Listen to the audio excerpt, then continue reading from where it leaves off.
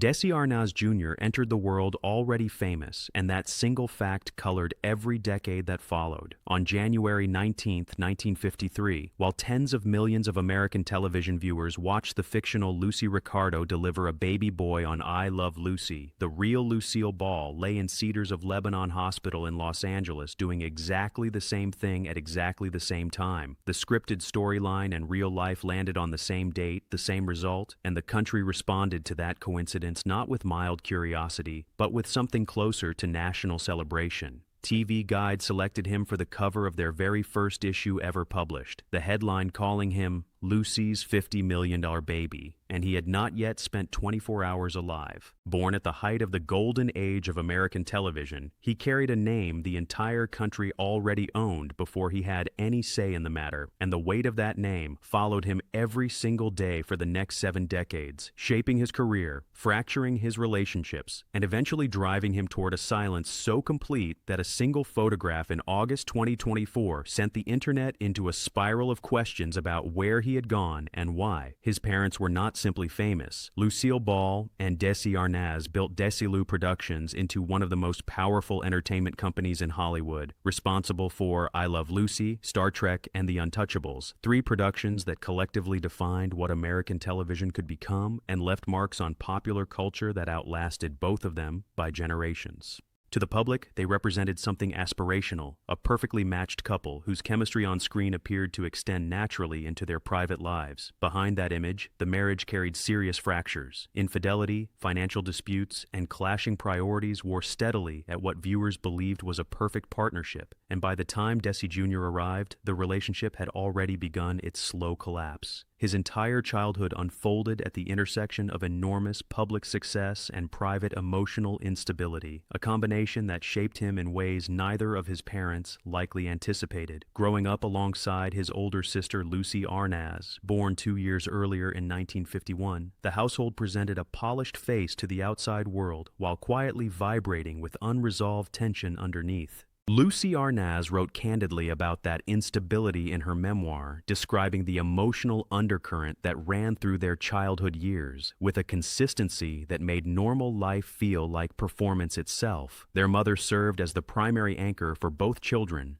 fiercely protective of their personal lives and deeply controlling of their public exposure, shielding them from some of the worst of it, while making escape from the family's celebrity identity essentially impossible. West Los Angeles College held Desi Jr. briefly, but the entertainment industry had already claimed him long before he ever set foot in a classroom. At 11 years old, he became the drummer for a teenage pop group called Dino, Desi, and Billy, alongside Dino Martin, son of Dean Martin, and Billy Hinchy. The group connected with 1960s American youth in a way that went beyond famous surnames, producing pop music that genuinely landed with an entire generation of listeners. Their 1965 single, I'm a Fool, climbed to number 17 on the Billboard Hot 100, and the follow-up, Not the Lovin' Kind, extended their reach further. What followed was a complete professional life of touring, recording, and national appearances at an age when most kids sat in ordinary classrooms with no particular pressures attached to their names. That transition from childhood to working performer happened without any buffer period, without the ordinary adolescent years most people use to quietly build their identity before the world starts watching, and that absence left a gap in his foundation that never fully closed.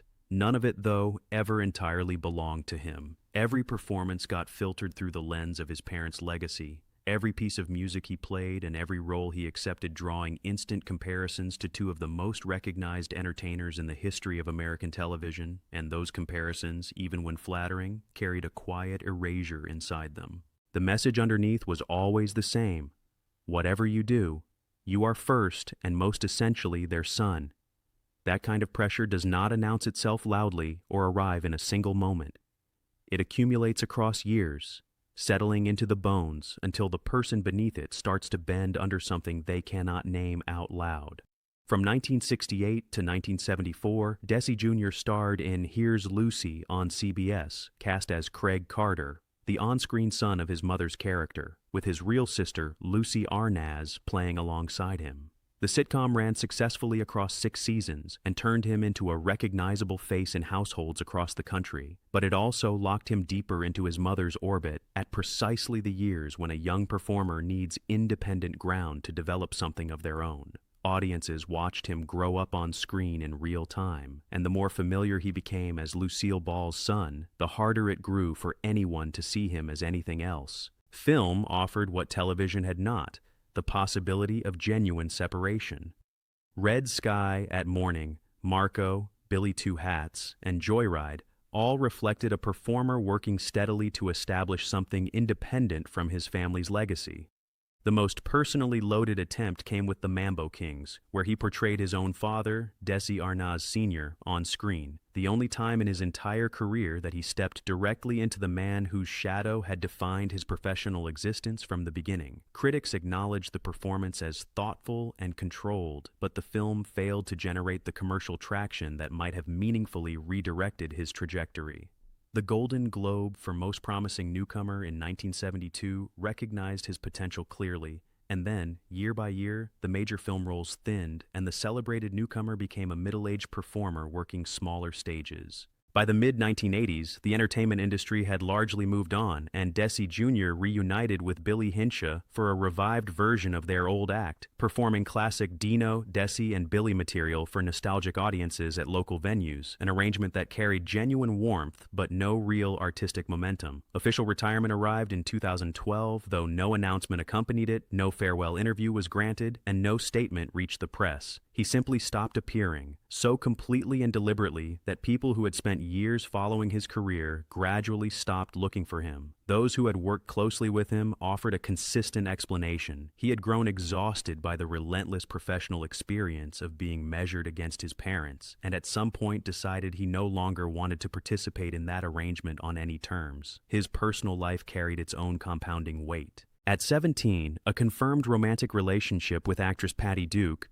who was 23 at the time, drew immediate backlash from Lucille Ball, who opposed it forcefully over the age gap and what she feared it might cost her son's carefully managed public image. When Duke became pregnant shortly after the relationship ended, the paternity question attached itself to Desi Jr.'s name and stayed there for years. Her son Sean Astin, who would later earn global recognition for playing Samwise Gamgee in the Lord of the Rings film trilogy, was widely believed to be Desi Jr.'s biological child, and a DNA test eventually confirmed that Sean's biological father was Michael Tell, Duke's former husband. Sean Astin has spoken about Desi Jr. warmly in multiple interviews over the years, describing genuine affection and referring to him at times as a spiritual father figure. While Desi Jr. never addressed the paternity question publicly, his silence already becoming the pattern that would eventually consume his entire public presence. The 1972 engagement to Liza Minnelli, daughter of the legendary entertainer Judy Garland, placed him at the center of one of the most scrutinized romantic developments in Hollywood that year.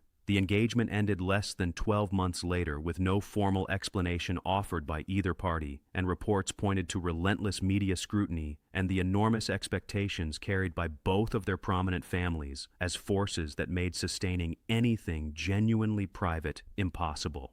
A first marriage to actress Linda Pearl in 1979 lasted a single year and ended without public explanation or children. His second marriage to Amy Laura Bargiel in 1987 produced something entirely different, a stable, quiet life in Boulder City, Nevada, where together they co-managed the Boulder Theater, a restored vintage cinema transformed into a community performing arts venue, hosting stage productions, arts workshops, and ballet programs for local residents between 1997 and 2015. Two daughters completed the personal picture. Julia Arnaz, born in 1968, was confirmed as his biological daughter through a court-ordered DNA test, their early relationship carrying significant distance before eventually settling into consistent contact across the years. Julia's daughter, Desiree Anzalone, carried the distinction of being Lucille Ball's only biological great-grandchild. His second daughter, Haley, born during the marriage to Amy, was kept deliberately away from media attention at his insistence, and almost no verified public information about her has ever reached the outside outside world. Amy Laura Bargiel's death from cancer in 2015, after nearly 3 decades of marriage, broke something in Desi Arnaz Jr. that never visibly recovered. She had been the quiet, steady center of the life he built in Boulder City, the person who co-authored everything that made his later years feel livable and grounded.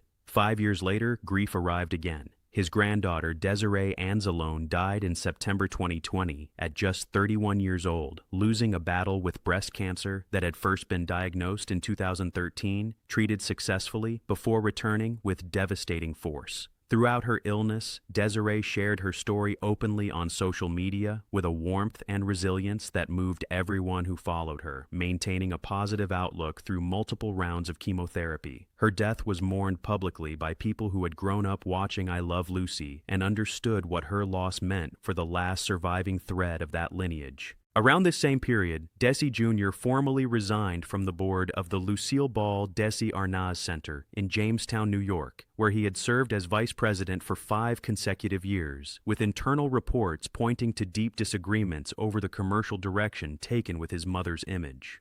Local residents of Boulder City who encountered him in recent years describe a man who remained present in quiet ways, providing financial support to children's theater groups and regional nonprofit arts organizations that was never publicly announced but acknowledged in archival records held by several of the city's cultural institutions. The only verified image of Desi Arnaz Jr. surfaced in August 2024 when his sister Lucille Arnaz shared a photograph taken at his home in Boulder City, her caption reading, "Desi still here, healthy, peaceful, and enjoying the simple things." That photograph circulated quickly across entertainment news platforms, not because it revealed anything dramatic, but because it confirmed that behind years of total public silence, a person was still quietly present and apparently at peace.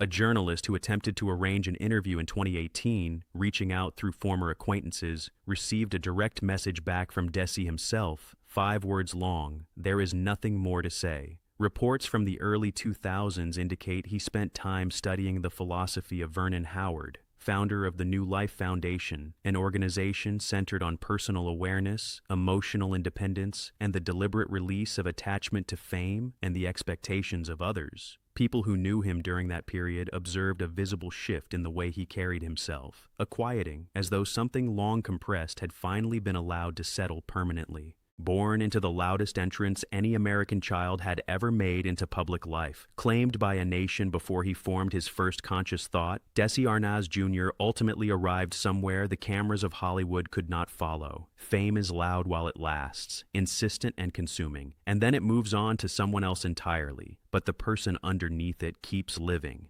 Desi Arnaz Jr. kept living, and by every available indication, he finally did so in a way that belonged entirely, for the first time, to himself alone.